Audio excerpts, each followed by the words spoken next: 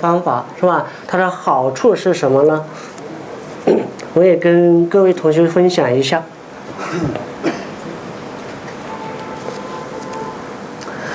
像这种读法，它是基本上属于自己读给自己听。我们想一下啊，自己读给自己听的时候，就可以让孩子们明白自己在干什么。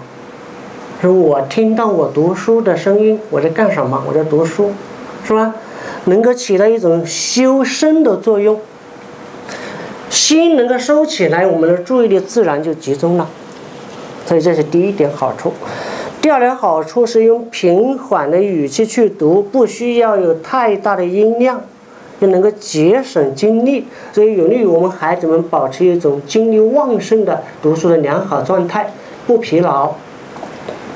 我们经常讲我们的孩子们坐不住坐不坐，其实跟他的注意力有关，也跟他的精力有关。他的精力被什么？被其他的东西引过去了，或者说他的精力被我们的老师无形当中浪费了，没有用在正道上。这也是我们孩子们这个不能够保持一种良好学习状态的一个原因。